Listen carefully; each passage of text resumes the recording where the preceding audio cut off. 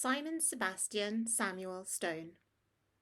Simon Sebastian Samuel Stone was addicted to his phone, climbing up a mountain path, splashing in a bubble bath, playing football or just strolling, running for the bus, still scrolling.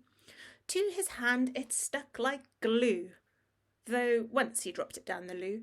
Simon's eyes were on his screen every time that he was seen. In fact, there's very few could say if Simon's eyes were blue or grey, or brown perhaps beneath his cap.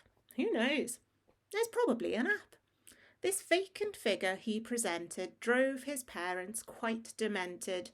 "Simon, lunch!" his mum would roar. He'd slowly shuffle through the door and chew a sandwich, dropping crumbs, while swiftly texting with his thumbs. "BRB fam, gotta eat. You still up for Minecraft? Sweet." Then when he'd played 6 hours or more, he'd watch YouTubers do parkour or fall off skateboards trying tricks, then choose a filter for some pics, perhaps check TikTok's latest trend, and on it went for days on end. Poor mum and dad, they barely saw him. Being screenless, they were boring.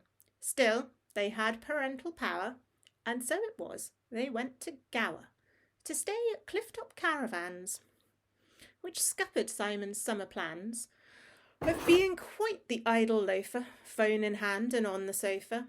They'd brought him somewhere by deception, and with terrible reception. Furthermore, calamity, this quaint resort of sand and sea had no Wi-Fi whatsoever. So a week would last forever. No way to check the football scores, and constantly forced out of doors. This thought filled Simon up with fright, and to his horror, he was right. "Look at nature," Mum implored. "How on earth could you be bored? There's a seal, a shell, a flower. There's no fresh air like that of Gower. Bodyboarding, that looks fun. It doesn't matter there's no sun. Build a castle. Fish with Dad." Simon thought he might go mad. The time dragged on. It was day 5. Our Si was only half alive. He trudged along with Ma and Pa, when suddenly, was that a bar? His screen lit up and so did he. His message tone beeped wildly. "But gone again, alas, alack." He stretched his arm, took 2 steps back.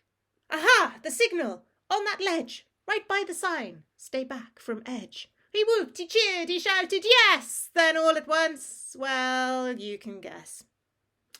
The tide was out. He didn't drown. It really was a long way down. His phone fared better, though. In fact, its screen was only slightly cracked and soon put right by Phones for All. You'd never guess it had a fall. His parents popped it on a shelf, a substitute for Si himself, and texted it occasionally. Things like, "Simon, time for tea." They didn't get an answer, true, but clearly that was nothing new. Yet soon old tech becomes a bore and relegated to a drawer.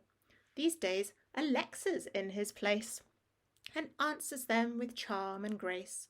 Perhaps they really shouldn't oughter, but they love her like a daughter, rarely missing Simon Stone, who was addicted to his phone.